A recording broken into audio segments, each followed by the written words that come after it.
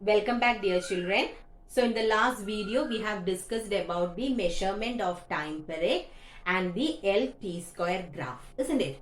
So now we are going to consider the slope of an LT square graph. Do you know what is a slope? Okay, we'll check.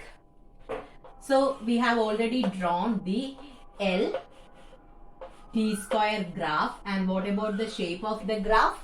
It was a straight line. Now, I told you we are going to find the slope. Slope is given by the letter M. M stands for slope. So, you will be learning about slope in higher classes in maths. Okay. So, when you are drawing the graph using the slope, you can calculate many things. Now, slope is represented by the letter M and its equation is y by x. M is equal to y by x. This is the equation for a slope. Now, if you are asked to construct a slope, what you have to do is, we'll be constructing a triangle on the straight line graph. Usually, slope will be found in a straight line graph. So here we will be constructing a triangle, and this is known as the slope of the triangle or the straight line. Slope of the straight line graph. This triangle what we can construct is known as slope of the straight line graph. Now we have to calculate its value. Okay. So in order to calculate its value, we will be extending it. Okay. So this part, let me name it as ABC. A will be extended to the x-axis, B also to the x-axis. Now, A to the y-axis, B and A, same point is coming now, and C to the y-axis. And let this be x1, this be x2. Here it is y1, here it is y2. So, in order to calculate slope, what all things I am doing? I just constructed a triangle. So, that is the slope. Now, we are going to find the value of the slope. So, first we will construct the triangle. After that, you have to extend it to the x-axis and y-axis. And we need, our equation is M is equal to y by x. So, what is coming in the y-axis here? This is the y-axis. So, this much is the slope. Y part means this much. So, what is its value? What is this? y2 minus y1, isn't it? y2 minus y1 divided by, what about x? It is x2 minus x1. So, y2 minus y1 by x2 minus x1 will give you the slope. Is it clear? So, once again, LT square graph is actually a straight line graph, and we can construct a slope. We can find the slope of the LT square graph since it is a straight line graph. To calculate the slope, what we need, we will create a small triangle on that straight line. Then we will be extending its ends to the x-axis and y-axis. Now the equation for slope is M is equal to y by x. So in order to get y means the quantity which comes in the y-axis. So this much is what we need. So y2 minus y1. Similarly, here it is x2 minus x1. This will give us the slope. Okay. Now, what is the need for calculating the slope? Why did we calculate slope? Not simply, actually, we are calculating slope in order to find the value of acceleration due to gravity at a given place. I think you know what is acceleration due to gravity.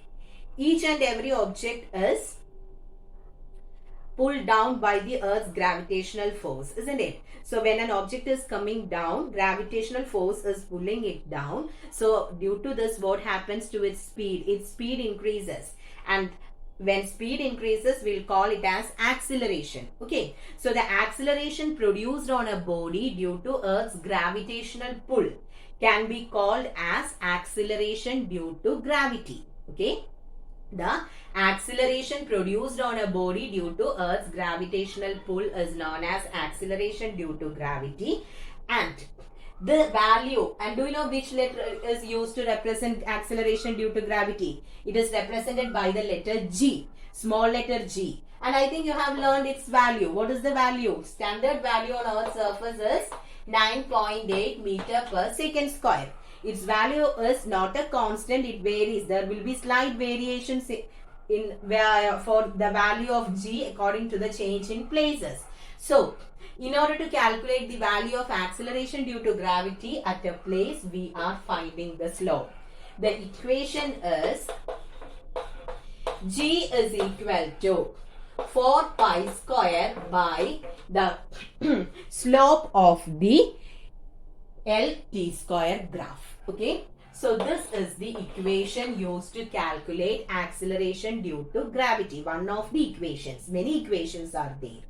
So if we are constructing the slope of LT square graph, and if we are calculating the slope, using that we will get the value of acceleration due to gravity at that particular place. Okay. So G is equal to 4 pi square by slope of this graph. Is it clear? So this is the reason why we have calculated the slope of LT square graph. So G is equal to 4 pi square by slope. Next comes about the factors affecting time period. Okay, which are the factors on which time period depend? So already we have discussed one factor, which was that time period. We already learned that L is proportional to T square, or time period is directly proportional to the square root of length, effective length of the pendulum. So this is the first factor. Okay, factors affecting the time period of oscillation. Time taken to complete one oscillation is called time period, and time period is directly proportional to the square root of the length of the pendulum. Okay, now we can consider an example for this. So already I told you about the pendulum clocks. There is a problem with the pendulum clock. During summer season, the clocks will be slow, and during the winter season, it shows it will be fast. That is, the time shown by a pendulum clock won't be exactly accurate. Okay, so it will be slow during summer season and fast in the winter season. Do you know what is the reason? Pendulum is made up of a bob, isn't it? And there it is actually made up of a metal. Bob is made up of metal. And we learned that all the substances expands on heating and contracts on cooling. Now, during summer season, what happens? Bob, actually in a clock, when you are seeing in a pendulum clock, the bob as well as instead of that spring, a metal part will be there, isn't it? So like this we'll be having in a pendulum clock. So this length, during the summer season, what happens? It gets expanded. Okay. Compound pendulum is used in a pendulum clock. It is not like our simple pendulum. It is not tied on a string. If you have seen a pendulum clock, you will remember, isn't it? So it will be having a metal. It is not a string, a metal part, and on the bottom of that we will be having the big bob. So during summer season, what happens? All the substances expands, and the expansion will be more in the case of metals, isn't it? So here, what happens to the length of the pendulum during summer season? When it expands means the length increases. So when length increases, what happens to the time period? Time period is directly proportional to the square root of length. That means when length increases, time period increases. So what do you mean by increase in time period? Time period increases means time taken to complete one oscillation increases. So more time is needed to complete one oscillation. That means the time shown will be, or the clock will run slow. Okay. So once again, during summer season. This pendulum is made up of metal and it expands during summer season. That is, the length of the pendulum increases. When length increases, time period also increases. Time period increases means time taken to complete one oscillation increases. More time is needed to complete one oscillation. Atratolam time kanikkunnathu korഞ്ഞു പോകും. Okay. So, the clock will run slow during the summer season. Similarly, what happens during the winter season? All the substances contracts on cooling, isn't it? So, during the winter season, the length decreases. When the length decreases, what happens? Time period also decreases. Time taken to complete one oscillation decreases. അതായത് പെട്ടെന്ന് അങ്ങോട്ടും ഇങ്ങോട്ടും പോയിട്ട് വരും. So, the time taken to complete one oscillation will be less. So, many number of oscillations will be going on. That means the clock will run fast. Okay. So, this is an example or a consequence of the relation connecting time period and length. Now, one more thing we can say in the case of swing, ഊഞ്ഞാല്. So, you can sit and swing on it or you can stand on it. And in which case, it will be moving with more speed. Did you understand my question? On a swing, ഊഞ്ഞാല്, you can sit and move and you can stand on it and you can move. And in which case, it will move with more speed. It will move when you are standing, isn't it? So, just connect it with this and you have to find the answer. Okay, what is the reason why you have to find the answer? That is the reason why the swing will go faster when you are standing on it. It is similar to our oscillation and the pendulum. Okay. Now the second factor. Time period is inversely proportional to the square root of acceleration due to gravity. This is the second factor. Time period is inversely proportional. What do you mean by inversely proportional? If value of g increases, t will decrease. G decreases means t will increase. This is inversely proportional and this is directly proportional. Okay. Here both the terms are in the numerator. So one increases, the other one also increases. But here one is in the numerator and the other is in the denominator. So when one increases, the other will decrease. So time period is inversely proportional to the square root of acceleration due to gravity. Okay. So in the case of mountains and mines, what happens to the value of g? Value of g will be more, and as a result, when you are considering mountains or mines, the value of g is less. Okay, value of g is less in mountains or mines. So what happens when g is less? What happens to t? T will be more. If t is more, time taken to complete one oscillation is more, means what happens? The clock will run slow. Okay. So once again, when your time period is inversely proportional to the square root of acceleration due to gravity. When you are considering mountains or mines, value of g is less. That means time period will be more and the clock will run slow. So is it clear? So actually these are the two factors on which time period depend, and time period won't depend on mass of the bob. It also won't depend on the amplitude. Okay. Time period won't depend on the mass of the bob. You can use a small bob or a bigger one, but there won't be any change in the time period. Similarly, when you are touching the pendulum with small force, the amplitude produced. What is amplitude? Maximum displacement from the mean position, isn't it? So when you are touching it if only less force is applied on it, the amplitude will be less. If more force is applied on it, amplitude will be more.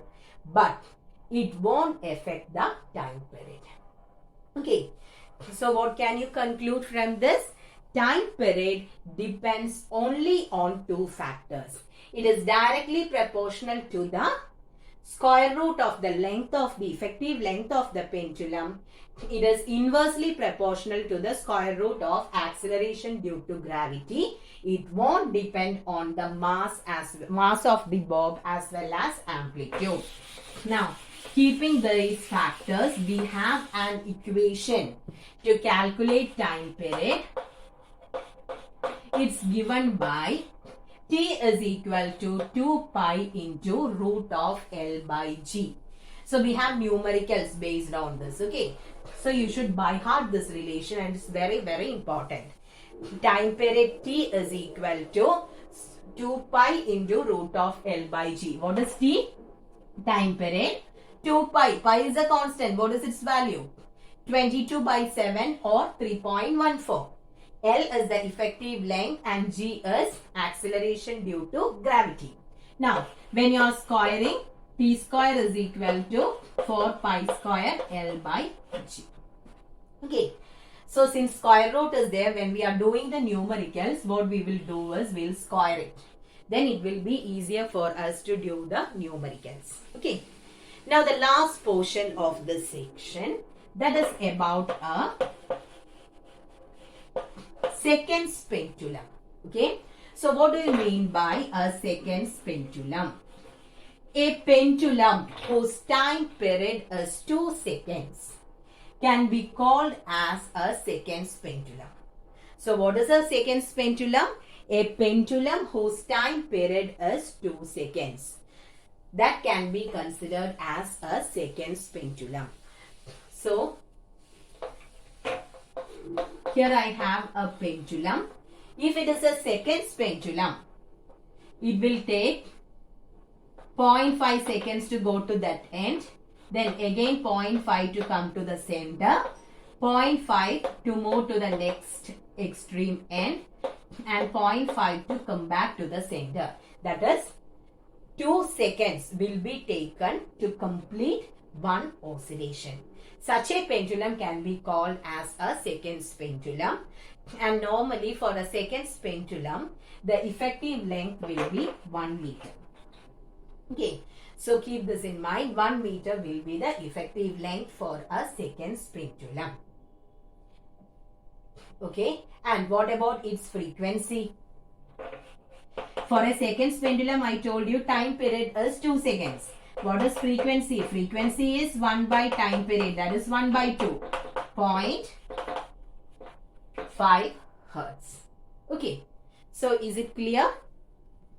So with that we completed this section. You can take page number 25 in your textbook. Exercise 1C. So we have 14 question answers there. In that, for question number 6, 7, 10 and 14 answers are there. So no need to copy into your notebook. All the other question answers has to be copied into your notebook. For 11 also answer is there. Okay. So no need to copy the question. Find the answers for these questions. Write it in your notebook. If the answer is there, no need to write. Else you have to write it in your notebook and study it thoroughly for the next Google Meet. Okay, so is it clear? And for this class test, I'll be keeping section A and section C. Now, no need to consider, for the class test, no need to consider the numericals of this section. Actually, numericals are there. In next video, we'll move to the numericals of this section. So, is it clear?